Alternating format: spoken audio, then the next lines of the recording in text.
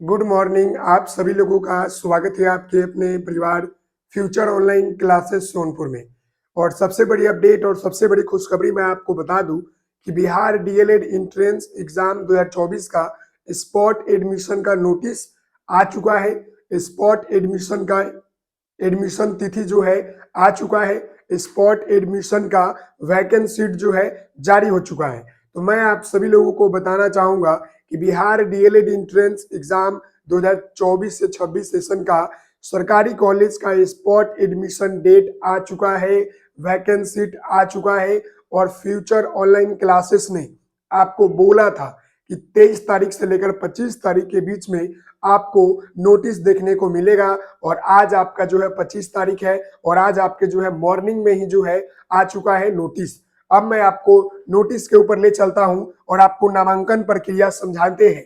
तो आप सभी लोगों से निवेदन है कि अगर आप इस चैनल पर नए होंगे तो चैनल को लाइक शेयर एंड सब्सक्राइब जरूर करेंगे। साथ ही साथ इस वीडियो को अंत तक देखेंगे क्योंकि इस वीडियो में हम आपको एडमिशन प्रक्रिया समझाएंगे। तो सबसे पहले मैं आपको डेट बता दूं कि कौन कौन से डेट जो है आपका स्पॉट एडमिशन को लेकर आया है। इस वीडियो के नीचे आपको लिंक मिलेगा, उस लिंक पर क्लिक कीजिएगा। तो ऐसे जब आप क्लिक कीजिएगा तो यह लिंक आपको जो है डीएलएड के ऑफिशियल पेज पर लेकर जाएगा, जहां पर आप आ गए ऑफिशियल पेज। और जैसे आप नीचे आएंगे, थोड़ा मैं इसको जूम कर देता हूं ताकि आपको दिक्कत नहीं हो। तो यहाँ पर जैसे आप जूम करेंगे तो यहाँ पर देख सकते हैं नोटिफिकेशन 25/8/2024 और यहाँ पर वैकेंट सीट स्पॉट राउंड। तो आपको इस पर क्लिक कर देना है। जैसे आप नोटिफिकेशन पर क्लिक करेंगे डाउनलोड का ऑप्शन आएगा, आपको इस पर डाउनलोड पर क्लिक करना है। और डाउनलोड करने के बाद थोड़ा सा इंतजार कीजिएगा तो ये आपका जो है ओपन हो जाएगा। समझ गए? इसको हम चलिए डाउनलोड का ऑप्शन में ही देख लेते हैं। हमने अभी डाउनलोड कर लिया तो हम यहाँ पर आते हैं और यहाँ पर आपका डाउनलोड हो चुका है। हम जैसे इसको खोलेंगे तो यहाँ पर ध्यान दीजिएगा कि स्पॉट एडमिशन की तिथि जो है जारी हो चुकी है। और पूरी प्रक्रिया मैं इस वीडियो में आपको समझा दूं, कहीं और जाने की जरूरत नहीं है।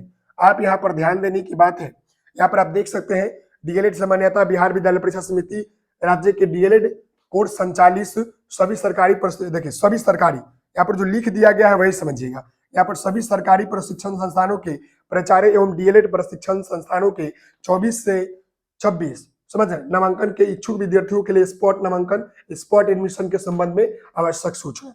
चलिए हम इसको तो बाद में पढ़ेंगे, इतना पढ़ने की जरूरत नहीं है, हम इसको बाद में पढ़ेंगे। सबसे पहले हम जो है डेट की बात कर ले कि आखिर जो डेट जारी हुआ है वो कहाँ पर है। तो ये देखिए सबसे इंपॉर्टेंट डेट जो है यहीं पर जारी हुआ है। अब यहाँ पर मैं आपको डेट बता दूं तो यहाँ पर देखिएगा कि स्पॉट नामांकन की विभिन्न गतिविधियों के समय तालिका निम्नलिखित है। यहाँ पर कार्य की बात किया है और यहाँ पर जो है समय की बात किया है। सबसे पहले मैं आपको बताना चाहूंगा, देखिएगा तृतीय चयन समाप्ति के पश्चात संख्यानात्मक रिक्त सीटों का वितरण समिति के पोर्टल पर अपलोड करने की तिथि आपका 25 तारीख, यानी कि इसका मतलब आपका वैकेंट सीट, इसका मतलब क्या हो गया आपका जो है वैकेंट सीट की तृतीय लिस्ट जारी होने के बाद जो है कितना सीट खाली रह गया, आपका वैकेंट सीट जारी हो चुका है, वो हम आपको पीडीएफ भी दिलवा देंगे। अगला है अभ्यर्थी द्वारा संस्थान में आवेदन जमा करने का तिथि जो है 27 तारीख से लेकर जो है 30 तारीख तक है, यानी कि 27 अगस्त से लेकर जो है 30 अगस्त तक जो है आप लोग संस्थान में आवेदन कर सकते हैं। और आवेदन वही संस्थान में करेंगे जहां पर सीट खाली है, इसलिए वैकेंट सीट डाउनलोड करके देख लीजिएगा किस कॉलेज में किस कैटेगरी में कितना सीट खाली है, मैं आपको वो भी समझाऊंगा। समझ गए? आगे यहाँ पर देखिएगा औपबंधिक मेगा सूची प्रकाशित करने का तिथि आपका जो है 31 तारीख को जो है मेगा सूची कॉलेज आपको प्रकाशित करेगी, अब बोर्ड नहीं करेगी, अब कॉलेज करेगी। अगला यहाँ पर आपका है औपबंधिक मेगा सूची पर अभ्यर्थियों के आपत्ति प्राप्त करने का तिथि 31 तारीख से लेकर जो है 2 तारीख तक है। यानी जिस दिन मेगा सूची जारी हो जाएगा तो जितने भी बच्चे हैं उनको लगेगा कि अगर मेगा सूची में गड़बड़ी हुआ है, यानी वही बात है अभ्यर्थियों से आपत्ति प्राप्त, अगर लगता है कि मेरे नंबर ज्यादा था किसी अन्य बच्चों का भी कर दिया गया है तो आप जो है आपत्ति कर सकते हैं उस बच्चों के खिलाफ, उस कॉलेज के खिलाफ। समझ गए ना? कब? 31 तारीख से लेकर 2 तारीख तक, 2 सितंबर तक। अगला है प्राप्त आपत्तियों के निराकरण तिथि जो है 3 तारीख है। जब आपको कोई आपत्ति आएगा कॉलेज के ऊपर तो उस पर 3 तारीख को जो है उसका सुनवाई होगा, कार्य होगा और उसको बदला जाएगा। आगे हम बढ़ते हैं। प्राप्त औपबंधी के निराकरण के पश्चात अंतिम मेगा सूची जो है प्रकाशित करने का तिथि जो है कब है, तो 4 तारीख को है, 4 सितंबर 2024 को है। और वहीं पर अंतिम मेगा सूची को आधार पर नामांकन की तिथि 5 तारीख से लेकर आपका जो है 7 तारीख तक है। साथ ही साथ नामांकन के पश्चात समिति के पोर्टल पर उद्गत करने का तिथि जो है 8 तारीख तक है। यानी कहने का मतलब है कि स्पॉट एडमिशन का जो तिथि है, मैं आपको बता दूं, सबसे पहले आपको वैकेंट सीट देखना है, किस कॉलेज में किस कैटेगरी में कितना सीट खाली है। साथ ही साथ आपको जो है फॉर्म भरना है कॉलेज में जाकर, कब से, 27 तारीख से लेकर 30 तारीख तक। और जैसे आप 27 से लेकर 30 तक कॉलेज में, आप जितना कॉलेज में भरना चाहते हैं भर सकते हैं। जहां जहां सीट खाली है जिस कैटेगरी में, उस कैटेगरी में आप भर सकते हैं, केवल अपने कैटेगरी में भर सकते हैं। अब मान लें कि पूरे बिहार में 60 कॉलेज है सरकारी, 60 में अगर ओबीसी का है सीट तो हम भर दें, सब में भरेंगे, जहां मेरा मेरिट में नाम आ जाए सब में भरेंगे, कोई दिक्कत नहीं है। ऑफलाइन भरना होता है, हम आपको वो भी बताएंगे भरने के लिए क्या क्या डॉक्यूमेंट लगेगा। साथ ही साथ 31 तारीख को जो है क्या हो जाएगा, यानी कि औपबंधिक मेगा सूची प्रकाशित होगा। यानी 30 तक फॉर्म भरिए और 31 को मेरिट लिस्ट जो है कॉलेज जारी करेगी। और उसके बाद जो है 31 से लेकर 2 तारीख तक आपको कोई दिक्कत लग रहा है, मेरिट लिस्ट में गड़बड़ी दिख रहा है, तो आप आपत्ति कर सकते हैं। आपत्ति को सुधार करने का तिथि 3 तारीख को है, 3 सितंबर को। 4 तारीख को जो है आपत्ति का सुधार करके फिर से merit list, final merit list निकाला जाएगा 4 तारीख को। और उसके बाद आपका 5 तारीख से लेकर 7 तारीख तक जो है एडमिशन होगा। और फिर आपका जो है 8 तारीख को कॉलेज जो है पोर्टल को अपडेट कर देगी कितने बच्चे ने हमारे यहाँ एडमिशन ले लिया, फिर भी हमारे इतना सीट खाली रहा, तो स्पॉट राउंड 2 होगा। समझ गए? मुझे लगता है कि आप डेट जो है समझ गए होंगे। अब हम इसके नोटिस की बात कर ले कि आखिर इसमें आखिर क्या लिखा गया है नोटिस में। आइए हम बात कर ले, एक एक करके पढ़ देते हैं ताकि आपको समझ में आ जानी चाहिए। यहाँ पर ध्यान दीजिएगा, आखिर जो है इस नोटिस में क्या लिखा गया है, यहाँ पर ध्यान दीजिएगा। हम 2 नंबर की बात करते हैं, देखिएगा 2 नंबर से हम पढ़ते चलते हैं, 10 है, जल्दी जल्दी पढ़ देते हैं। समिति द्वारा 3 चरणों के सरकारी संस्थानों में सीट आवंटन और संस्थानों द्वारा नामांकन की कार्रवाई के पश्चात कतिपय कारकों से अभी भी संस्थान में सीट रिक्त है।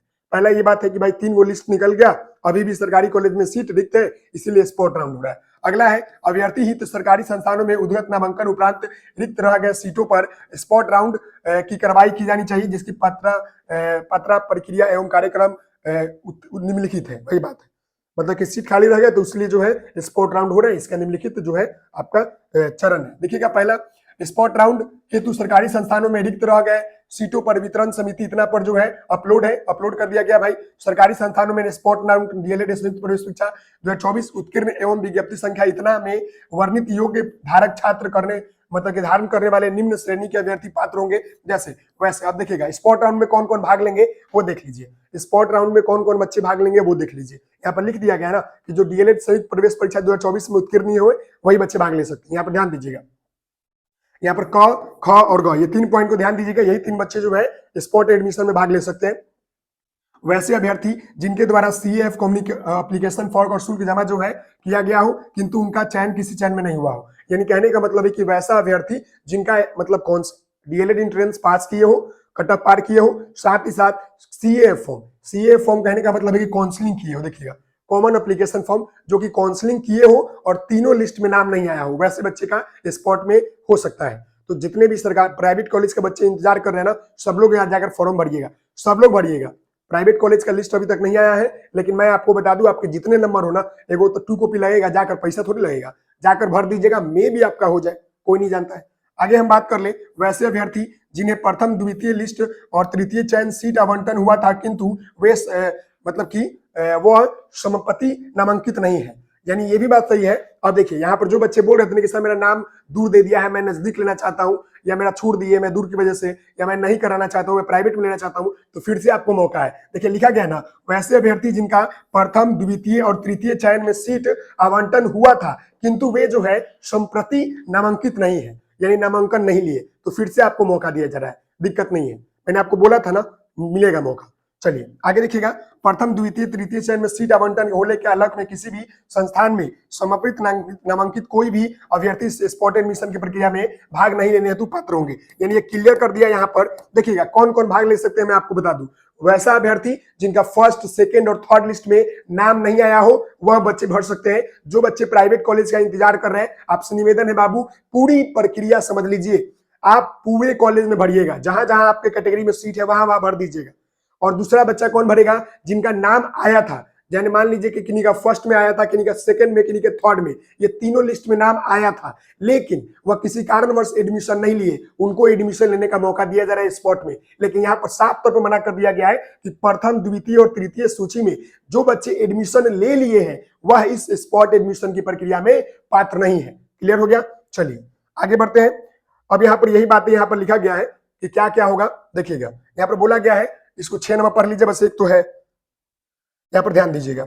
यहाँ पर बोला गया है, निर्देशित शोध एवं प्रशिक्षण संस्थान शिक्षा विभाग पटना के द्वारा पत्र 127 दिनांक 12/1/2000 के आलोक में तृतीय चरण में समाप्ति के बाद विज्ञप्ति अथवा वही बात लिखा गया है कि विषय के स्थान पर शेष रह जाने पर जिस विषय में अभ्यर्थी शेष है उस विषय के अभ्यर्थी का ही नामांकन रिक्त स्थानों पर लिया जाएगा। यानी कह दिया, मैंने बोला था ना, जिस कैटेगरी में जिस विषय का बच्चा बाकी है उसी बच्चा का होगा।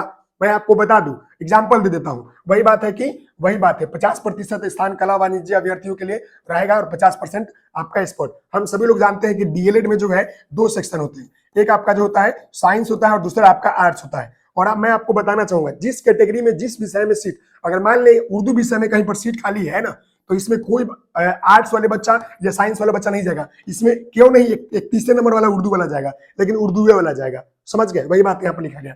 अगला है, किसी आरक्षित कोटि का आरक्षण प्रतिशत पूरा नहीं हो पाता है तो उसमें निम्नलिखित जो है रीति से विनिमय किया जाए, जैसे अनुसूचित जाति एवं अनुसूचित जनजाति के बीच एवं अत्यंत पिछड़ा वर्ग एवं पिछले वर्ग के बीच संभव होगा। यानी कहने का मतलब, अगर सीट बच गए, कोई नहीं मिल पा रहा है, तब जाकर जो है अंतिम में ले सकते हैं, लेकिन ऐसे नहीं ले सकते हैं। वहीं पर यहाँ पर बोला गया है,